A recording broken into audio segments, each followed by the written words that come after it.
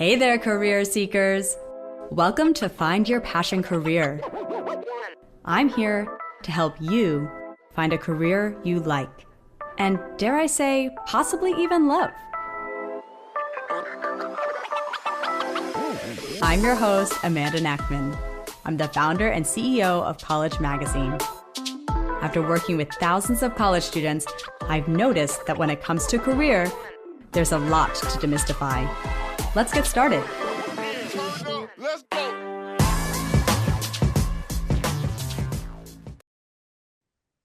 Hi, everyone. What do you do when the job market is more uncertain than ever before? You've been told to bury yourself in extracurriculars and attend every networking event, but that's easier said than done. What is a perfect ratio of experience and connections that can land you your dream job? Today, we're joined by Kecia Hansard, a director of the MBA career team at Georgetown University's McDonough School of Business and career coach. She advises MBA students and establishes relationships between employees and employers, making her an expert on how to get hired. She teaches young professionals how to market themselves no matter the job market's conditions. So if you're worried about your future career, this one's for you.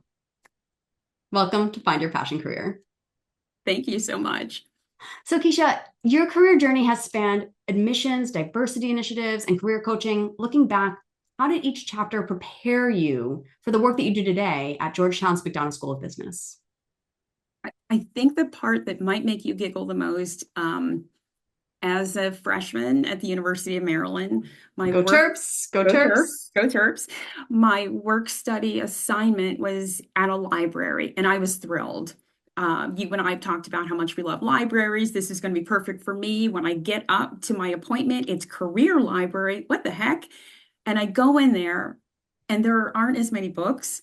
It's a career library. It's an actual lounge where you would work on career stuff. I met with the director and I met with my new manager, and I left there in tears. This isn't going to work. This is not a library. What am I going to do? The funniest part about all that is it is a job that I've probably loved the most and loved the best. And what has been the thread for everything, we all have a story to tell. We all have talents that we want to share. Are they identical? No. How we get there can be different. And I've been able to take those elements of what's the end goal? Where do you see yourself going? Is there a way that I help you get there? So when I was working as director of diversity initiatives, sometimes how do we allow students to see different perspectives really add meaning and help us be better decision makers? Sometimes it was helping somebody think about engineering management or an MBA. Which of these degrees that might sound similar, but once you start looking at the core requirements and the application or what the classes look like could be very different. And so I've used each of these chapters to certainly for me selfishly broaden my own network, get learning and exposure to different kinds of industries and occupations. But I think for how I've always been either student or client facing, helping people make some decisions or at least see what resources are available or what insights could be out there to help them make some of these decisions. And it all started with a work study job. Yeah, love that, because you may not realize that what you're doing currently, if you're in undergrad or in grad school, may be the first stepping stone on your career path. And sometimes you're in your career path and you realize you can connect the dots later on.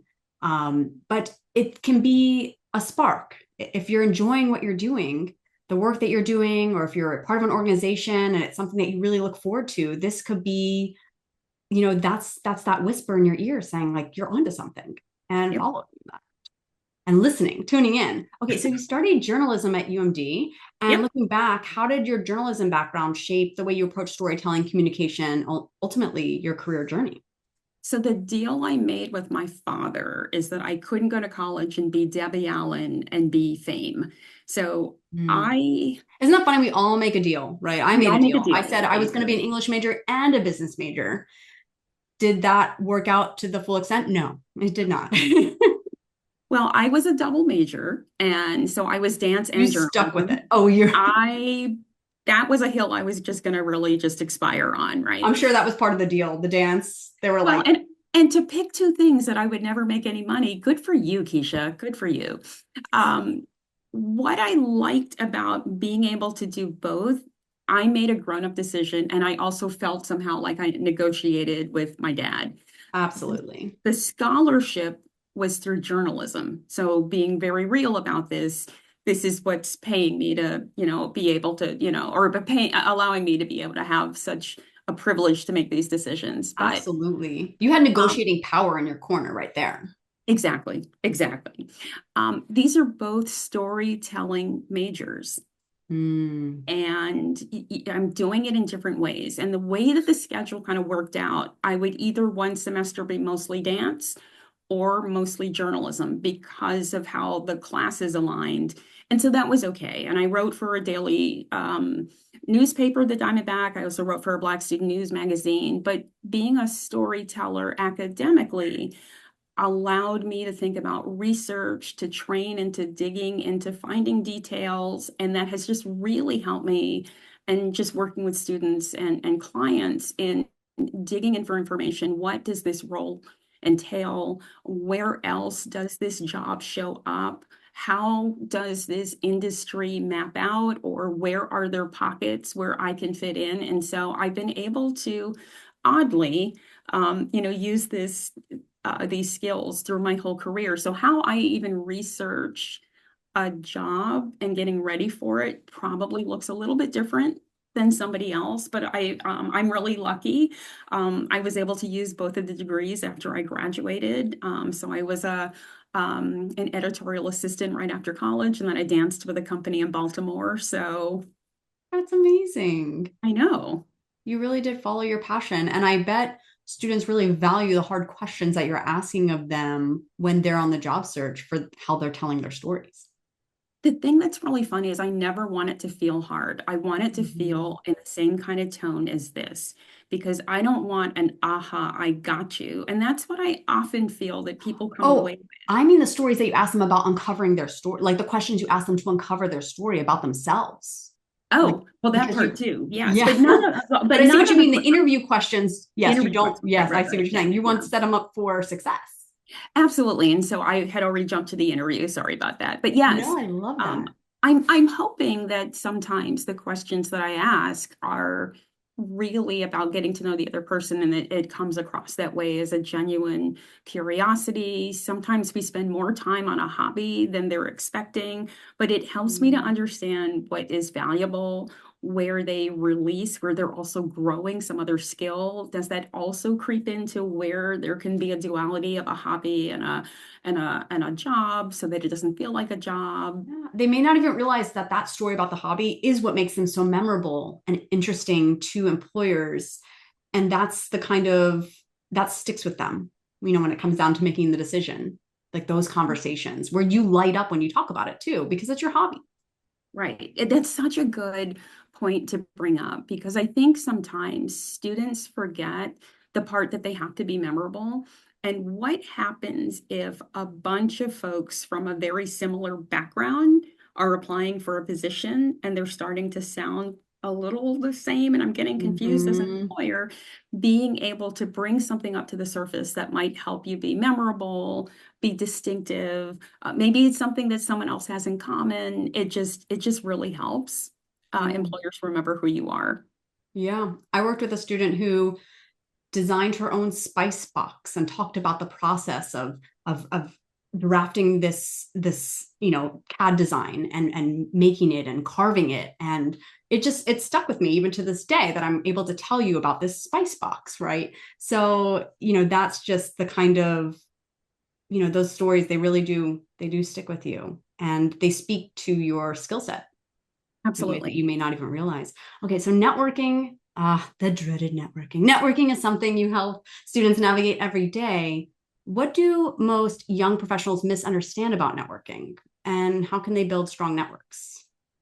It's funny in this post-pandemic, if we're post-pandemic time, where people are landing about networking. So there are some folks that didn't do a lot of networking because they might have come out of school during the pandemic Mm, they are on Zoom enough or they work remote enough that they feel a little even more awkward when they're in person. Like just too Um, isolated.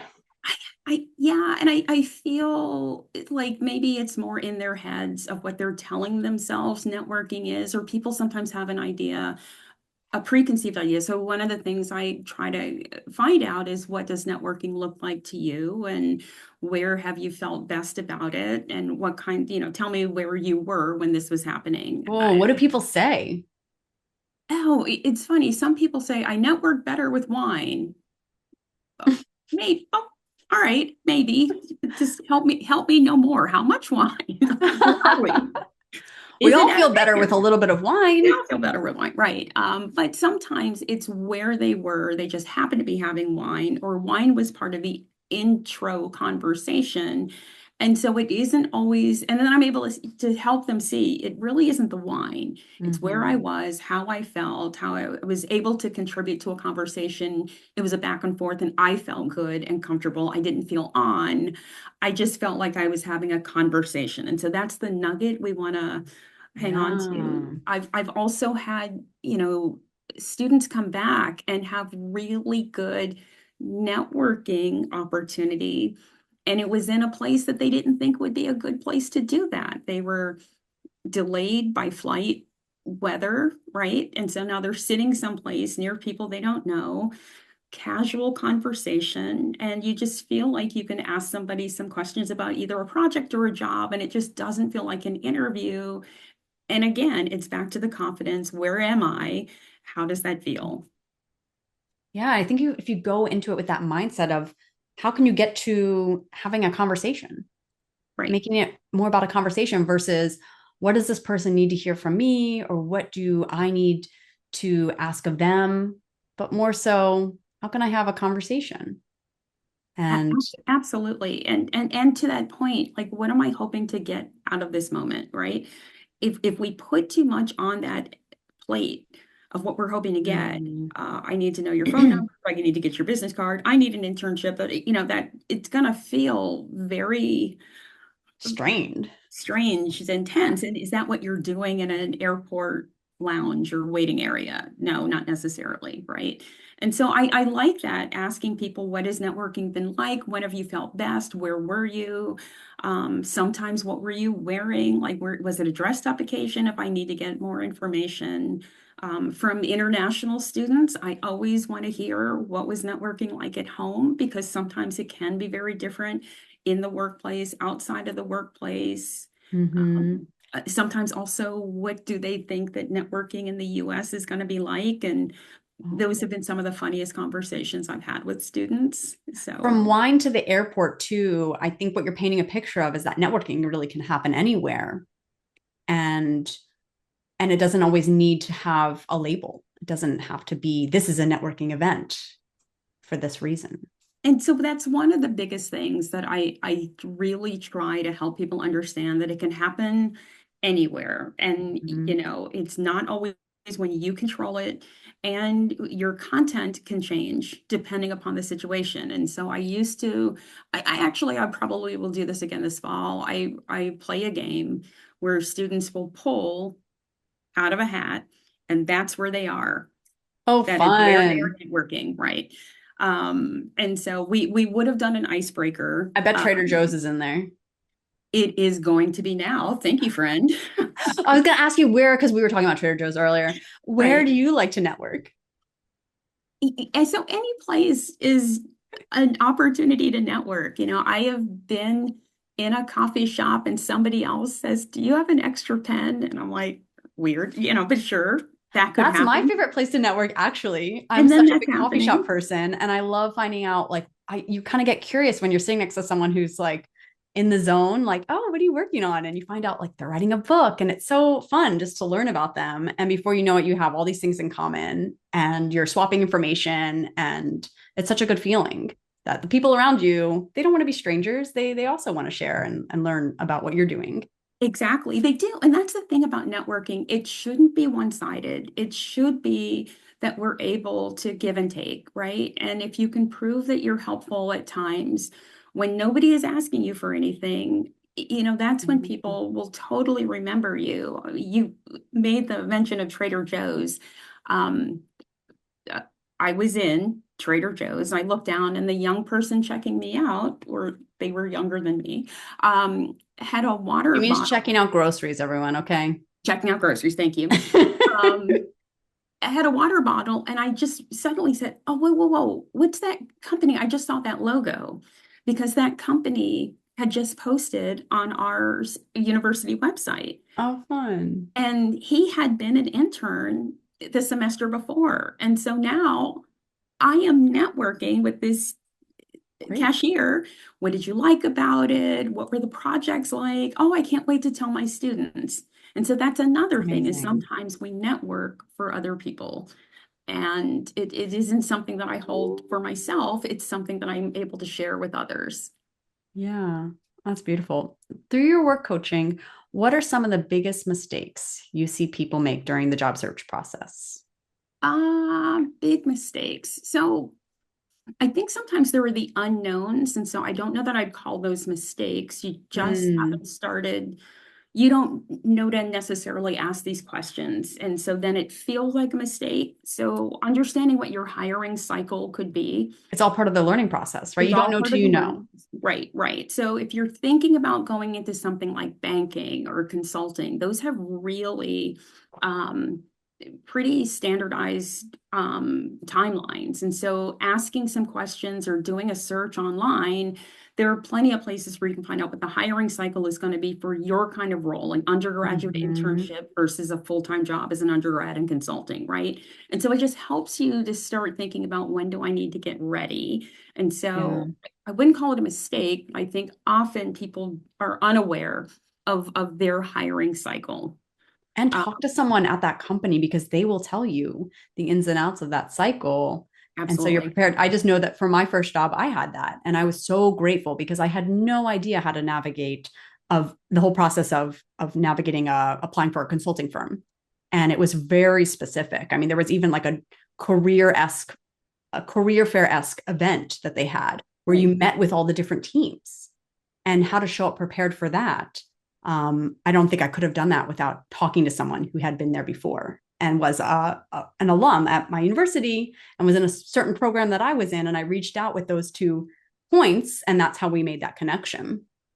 And I think one of the things that students forget is that you can get really good insights from a lot of different sources, right? And it'll help you use the resources that are available to you. So does the Career Center look like it did when I was in school? No, it does not. Right. Mm-hmm. But there are still people there. There are resources. How do I use those resources? Are the timelines the same? Maybe not, but you can still get insights from alumni, from people who work at a company, from career coaches, professors, parents. You have a lot of different ways to get some really good insights. Well, yeah, your career center definitely knows the cycle. Like go in there first, and they can also connect you with alumni. Exactly. In terms of mistakes, missed opportunities are when students graduate and they've never been to a career center event, Mm, right? And so you haven't given them the opportunity to meet great you. And you probably haven't heard of some of the opportunities that are coming your way. And so I see that as a missed opportunity. yeah. You don't have to wait till your senior year to go. You can start right as a first year student or a freshman, and just check it out. You don't have to commit to anything, but just know what's in there. So the next time you come in, it's not super like overstimulus and you're able to have a little bit more comfort navigating. Um, It's almost like I treating it like any student or, you think like that first meeting, you're like, it's kind of awkward. I don't know if this is the right place for me. And then you think about how 4 years later, how much of an impact that made on your entire Absolutely. experience. So imagine if you're stepping into the Career Center early on, even if you're in grad school, stepping in there and just the impact of connecting with you and the team to help guide you and bring ideas to the forefront that you may not have thought of before regarding your career search. Oh, absolutely. And or the idea that some people treat it like an appetizer menu, if you will. Like, I'm not sure what my industry or function might be, but let me go to some different kinds of events. It will help Yeah. me to at least start to sift out what I don't think I want and maybe what I do want. Yeah. I think that also sometimes there's sort of an urban legend that the career fair is your one and done. Like the only way to Mm. get a job is to go to the career fair. Which is so And misleading because it's such a small percentage of organizations that are even showing up at the career fair and limiting the number of opportunities that you're exposed to. right. I remember meeting a student and I asked if they were going to the career fair, and he said, no, none of the companies coming. I'm not interested in any of the companies that are coming. There's no way we'd be able to squeeze all the companies in there. But when I asked if a competitor for his target company was going to be there, he wasn't sure. And I said, Mm. you should know that because you need to hear what the competitor wants if the other company is where you want to be. And how do you know that the competitor might not be a good fit for you? Also, just showing up to a career fair is like valuable in itself, right? Seeing what's there, seeing how other students show up, connecting with people, practicing talking to people. And you may be surprised that a company that you didn't even know would have a role that you might want. You might be surprised to find out that they do. Exactly. And so these behaviors, and so some of these missed opportunities or things that people don't always fully understand, it's not just an undergraduate or an engineering or an MBA thing. It's careers across the board.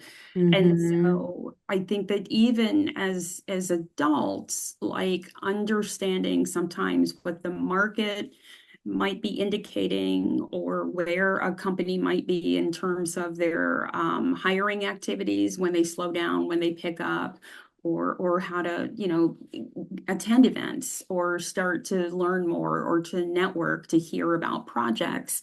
None of these things are isolated, just to students.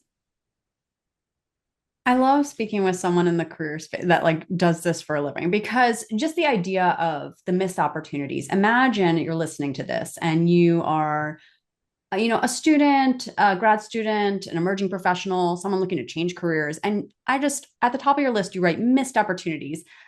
Could you list a couple of things that you could possibly do to job search to make yourself a better candidate that you haven't done already? Um, Even just Googling, what are things you could do? I bet you might find a pretty long list of things that you haven't tried yet and that someone like Kecia is thinking about every day.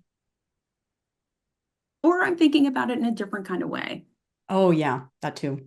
right? Right. Because so many, I think the misconception is it's go on LinkedIn job search, it's hit apply and it's wait.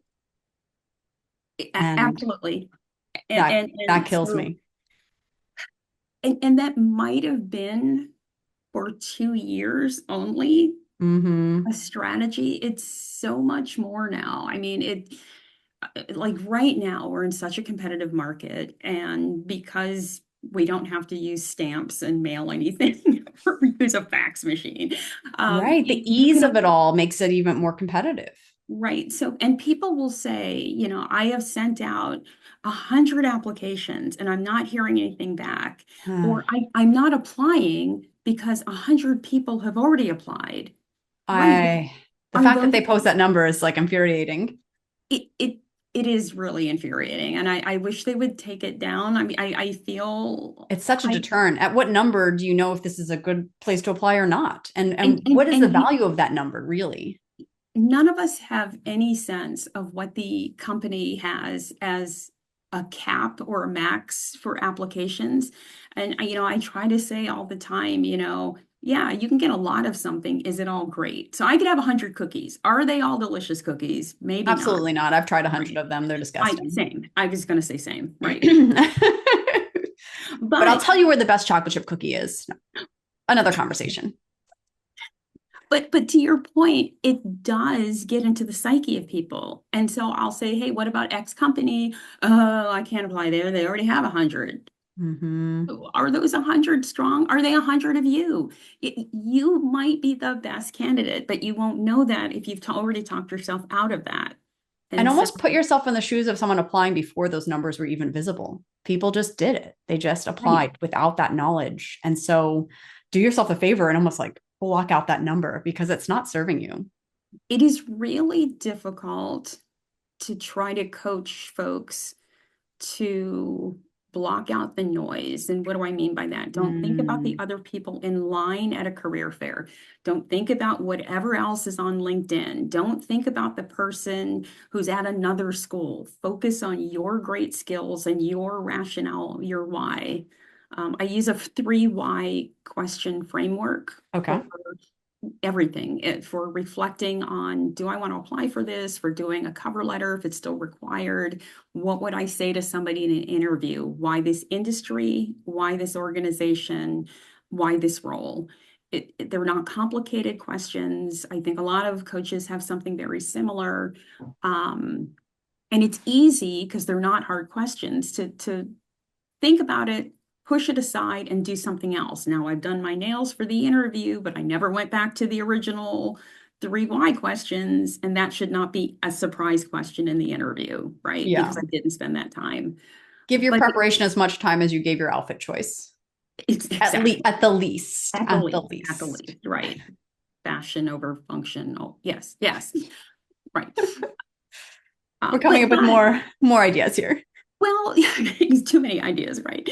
Um, but when we come back to it, if somebody's talking me through any of their whys, and I don't use the why in Mm. a judgy way, I just want to hear very quickly, boom, boom, boom, right?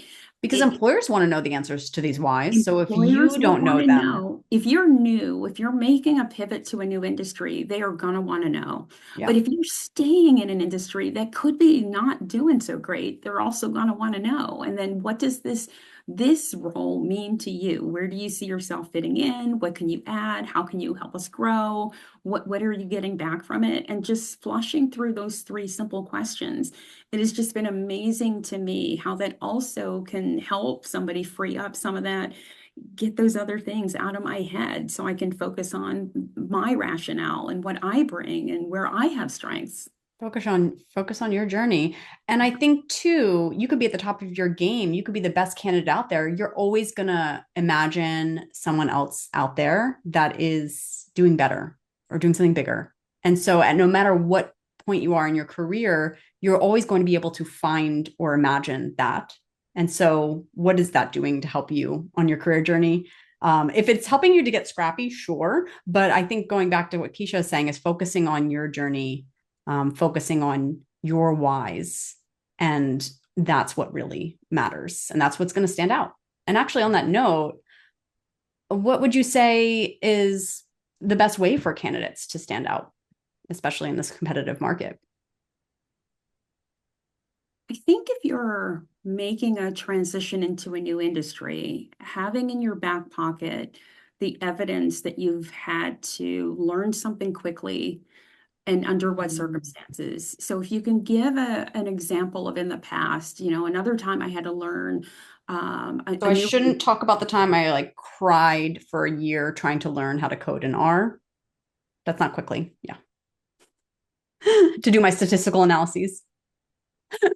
Inside. Keep that one Keep the inside. crying inside. Okay. You erase that from your memory, listeners. I didn't cry. I learned it quickly and it was great.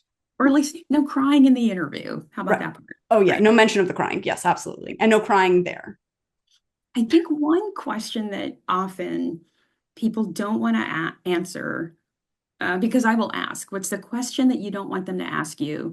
Or what's a question you dread? Or a theme of questions that you hate? Can And I you think, guess? Is it the weakness one or the time you made a mistake right, or anything that's like a near-death experience, failure, I burned the cookies, like anything that just sounds just totally horrible, right? And I think employers are looking and hoping for that vulnerability where you can say, hmm, everything isn't perfect. I'm not, I've had a moment where I wasn't at my best, but this I'm a is what human? right, I am human. This is what I learned from it. This is what I've shared with other people to not repeat this. And this is what I know that can happen and what I've done to really get better at X. So if it's I am the first person to tell any of my students or clients, the failure question is like a trigger thing for me because how dare you? You have just made it seem like I cannot get better. So I always will reframe that as what is something you're working on? Do share how you're doing that. If I'm hiring Mhm. for my team, I ask it in this way. Talk about your last performance evaluation.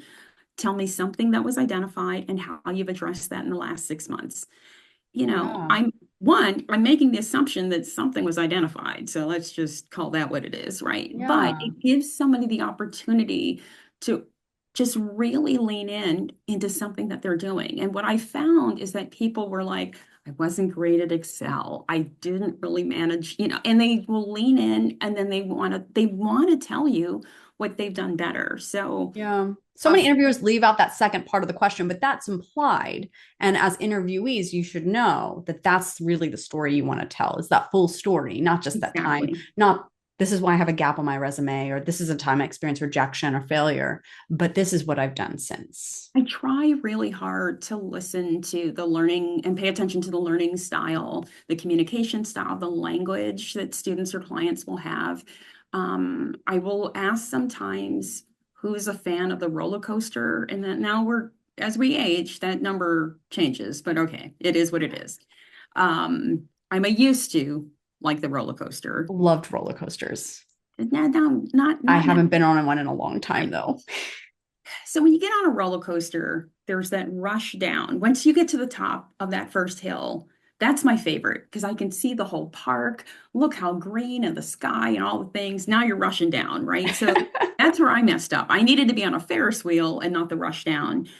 But it's the same for an employer if you talk about your strengths in the first part of a question, and if you talk about your failure, weakness, area to develop, and you just leave it, you're crashing that car. If you drive that car Mm. back up the hill, I use some videos online to improve my Excel skills. I shadowed to colleagues and I quiz myself. The last thing they hear is that you're aware of it and you're acknowledging it. So for some of Mhm. my folks, thinking about that roller coaster as an image of how they're communicating helps. For other people, they do it in a different kind of way. But again, leaving the listener with, I have an awareness, and if I learn something and the best practice is to do it another way. I can share it with a team. If you've done that, please share that because that's always Yeah. going to be super important.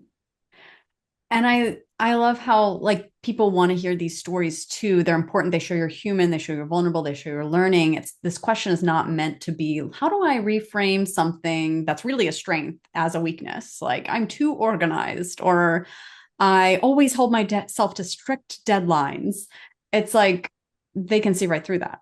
Right. No one wants to hear that story. So it's not meant to be a trick.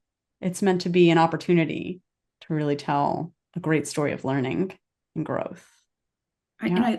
I like how you end that with growth because it's the part that I think sometimes people forget that they should be sharing the growth. And so another question I've sometimes thrown out there, talk about a time when you have finished on time, on budget, but you still weren't satisfied with the results. Ooh. What might you have done differently?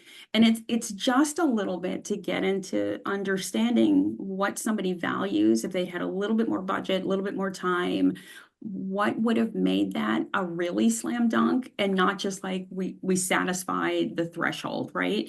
And so sometimes that's the part of learning and growth because you might have a bigger picture. Maybe you took another class, but you're able to really, I did what I was supposed to, but this is what would have made this magical for the client. Absolutely. Well, a lot of young professionals feel pressure to have everything figured out immediately. From your perspective, what's the biggest challenge facing emerging professionals today and how can they best prepare? It's a really tough one. And I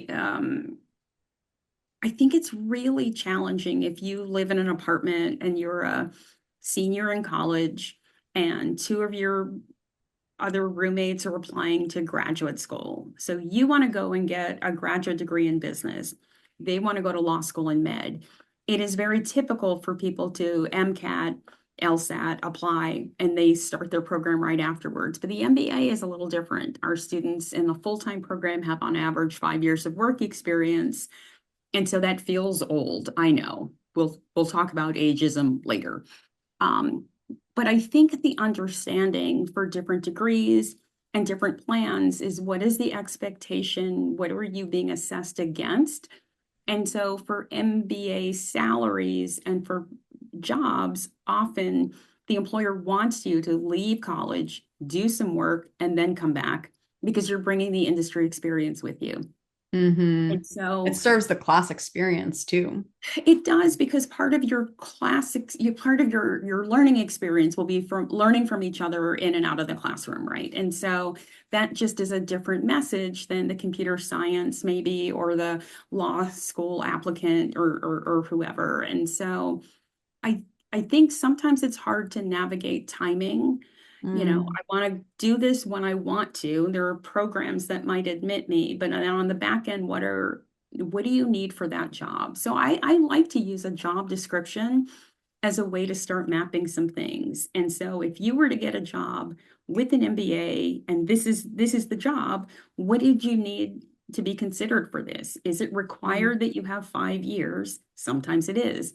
And then also skills in the following, and you may or may not have those already, but could you start to build up to that? Does it make it a little bit more like a roadmap? I Amazing. think Look at job descriptions today and work backwards. and work backwards exactly. If you Um, if you haven't read the job descriptions, go scare yourself a little bit, but then see what they're looking for so you can prepare now. And it's tough because I think often some of these job descriptions are requiring 2 years of work experience and it's still called entry level. How can that be? But Mm. looking at a lot of different kinds of job descriptions can be helpful. I definitely think networking and talking to folks and going to either alumni events or professional association events can help you navigate some of this space. Um, I think it's fine that two people don't have exactly the same career action plan. Yeah. And I do think too, like the 2 years of experience, it doesn't necessarily mean the most formal experience that you could imagine, right? This was a full-time salary role. It could have been a volunteer opportunity that contributes to those 2 years. It could have been work study. It could have been an internship. It doesn't necessarily need to be so cut and dry, what you Exactly. might And imagine. co-oping has made such a difference for so many people because you're given the opportunity to have a hands-on learning and applying what you've had in the classroom to an actionable project. And so yes, I mean, what does experience look like? And so there's so many ways to gain that experience. And so I think if candidates think about what am I bringing to, so looking at the job description and starting to figure out, oh, I did that with my church. Oh, I did that with a club organization. I managed that budget, or I did fundraising, or whatever that's going to be. It just Yeah. helps you give a much fuller narrative of what you're bringing to a new opportunity. Yeah. Sit down, make a web of all of the experiences that you've had. You may surprise yourself that it amounts to the 2 years. All right. This brings me to one of my favorite questions because this season we're really diving into what it means to feel qualified and how to navigate rejection. What does being Yeah. qualified mean to you? And can you share a moment where you felt unqualified or faced rejection and what it felt like? Yeah. So I used to think that qualified meant in a job description, if there were bullets, I have all of the bullets. You can see it. I can Check, talk check, about check, it. check, Check, check, check. check, check. Exactly. And so then once I was hiring folks, who I would advocate for more might not Mm, fill they're not checking all the bullets off there, but there are things that are transferable, or they're bringing hmm. something extra that suddenly I realize our team needed, or an insight that we don't have. And so, Love that. Listeners, are you hearing this? Someone from the inside is telling you that people are rooting for you, even if you don't check all the boxes. So don't let that deter you from applying. I think that being on an admissions team is just incredible. Um, it's just an incredible opportunity because you suddenly have this many spots and so many more applicants, how do you make these really hard choices, right?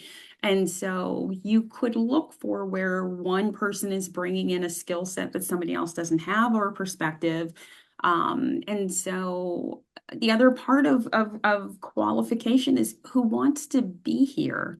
If you've Mm. ever been in a conversation and you walk away feeling like, oh, that person didn't really want to talk to me or just seems so bored or just annoyed, Or they're that focused on those other opportunities so much more that it's just obvious. right, or it just doesn't feel like this is their passion and would be a wrong Yeah. fit. So I think a big part of what is quality or qualified feel like often it's there's a baseline certainly of some skills, but it's also who wants to build this, who's curious of Mhm. making something better, and also the sharing, someone who can demonstrate that they have shared insights and knowledge. And that passion for being Yes. there. Love Yeah. it. Okay, what's a time you faced rejection and how do you overcome it? Oh, how much time do we have? So early rejection, I mentioned being a dance, a double major. So some of that was like just not making a musical or, well, I'm not a singer, so I would have been in the dancing part of a musical, right? Of course. Or you're the alternate. So you're close and you're Mhm. still not there. Sometimes that could be political. Oftentimes somebody is just much better and has been doing something longer, right? And It still so hurts just the it same. still hurts. What's good is to, if it's political, then that hurts more. But if you can see, like, oh, so and so had much more ballet than I had, I totally can see, and I'm lucky to be the understudy, right? And so you can, there's something like that. I think for the workplace, I can think of a time when I was asked to apply for, somebody sent me a job and thought that I'd be good for a certain kind of fundraising because I had worked with alumni and employers and they just thought it would be a good fit. And I just had not worked with that kind of fundraising. This was Hmm. more zeros than I can ever put on my phone Which is calculator. probably very intimidating. Exactly. And these were much bigger partnerships than I had managed. And I didn't realize until the third interview, like, oh, as these questions are getting more difficult, like this is stuff that I don't have a track record. How am I going to be able to? But I'm like, I'm in it now because somebody sent me a job. I've got to stay, right? Um, but what was good about trying, they liked my enthusiasm. They liked some of the partnerships I'd already developed. They like two models of a mentoring program I had already done with as a volunteer with a not-for-profit, organization. So I didn't walk away with all like negatives. And what was helpful is I was also given some feedback. So Mm. rejection without feedback is just brutal Yeah. and it just feels just cold and you have no sense of why or the rationale or where somebody else might have more skill than you. As soon as the conversation started, also with coffee, it was a face-to-face feedback. I could Right. totally get it. And I was figuring it out as the questions were getting more difficult and the possibility sounded a little bit bigger than I was ready for. But I appreciated that I was able to get the insight. And so often you don't get that insight. For some other jobs, I was laid off a couple of years ago and I was rejected. And I'm like, this is the job I used to have. How am I rejected? Like, you got no feedback and nothing. Oh man. And so I decided that I wasn't going to stew on each one of these.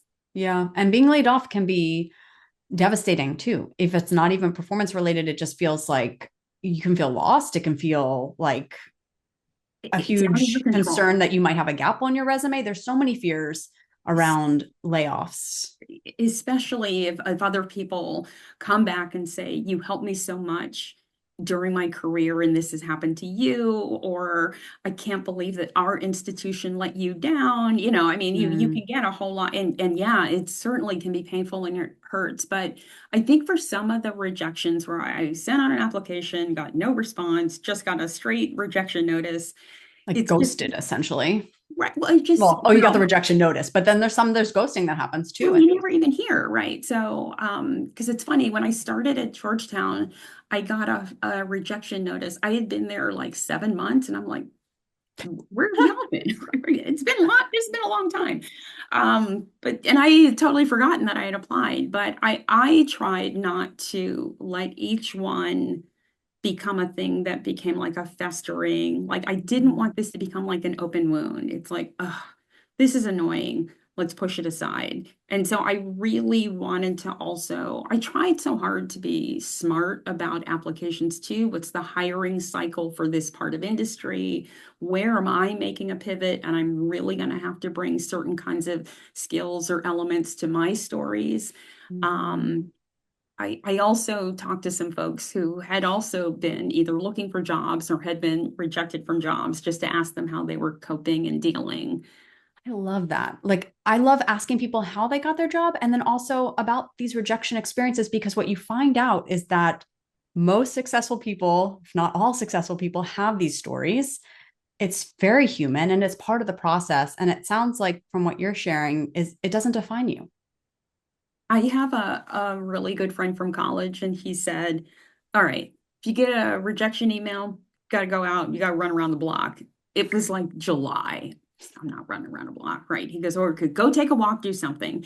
And so these were the rejection shots, right? So not a shot of Mm, alcohol or anything else. It was to go out and do something in a burst, right? yeah. Move through that emotion, right? Well, I Emotion. liked that he knew me well enough to know that I did like being outside, that I liked doing something that was going to be active, didn't have to be running, but he wanted me to not be at my desk and stewing on Mm, it. And so yeah. sometimes it's so helpful to have a good, collaborator who's just going to make a good suggestion to help you change up your energy. And so I have brought that forward to students. If you get a rejection letter and you need to step away for a little bit, take a short step away, but let's get back in there because if you're in a tight hiring cycle, we don't want to miss anything.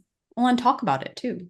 You're Right. not in this alone. This career journey, you Exactly. have people rooting for you and that are there for you when you experience these rejections and setbacks. Well, before we wrap, tell us about the object you brought today and how it reflects your passion. Yes.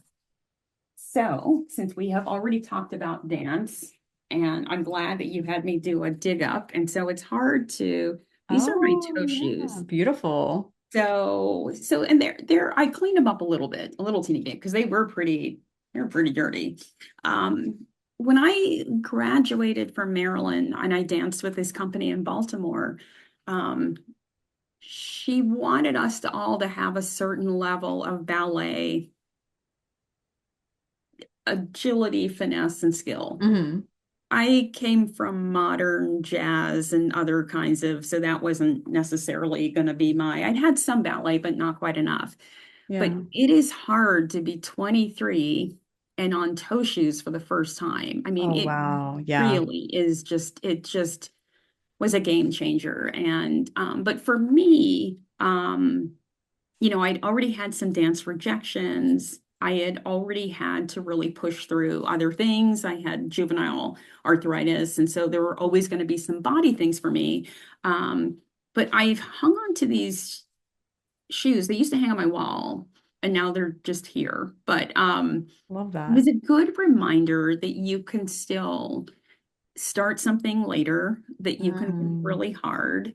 It might hurt, don't hurt yourself. So when it's too painful, you need to step back, step away. But I have hung on to these as a good reminder that, well, one, I never want to be in toe shoes again. So I guess I don't need to hang on to them to see that. But I was able to do three good performances before I left the company. And so to me, like I can't, I guess I don't really need to have the stuff to remember that, but sometimes it's good to see it. Why not? And I love how you connect and carry dance throughout your own story and how it's just a part of your career journey and it serves you in what you do today and how you help others. I thank you. It's funny if I do a workshop, I storyboard and it is like choreography. Oh, I And so bet. if I mean, we start with an activity, I'm going to slow it down a little bit. There's going to be another activity, slow it down, some reflection. And in the end, if you're not participating, I do threaten, dance improv Amazing. for I want to come to one of everybody. your events, and I feel like everyone who is event planning needs to be thinking like a choreographer. That's There you go. amazing. There you go. Well, I just want to leave everyone with we all have a story to tell, and also the 3 why question framework. Why this industry? Why this org? Why this role? And remember that you can still learn something at no matter what age, and you can get through it. Well, thank you so much, Kecia, for being on the podcast. It was wonderful talking with you. Thank you, And Amanda. thank you all for tuning in. All right. Bye. Bye. Thanks for listening to our show. Be sure to check out the show notes and email any questions to yourpassioncareer@gmail.com. Bye.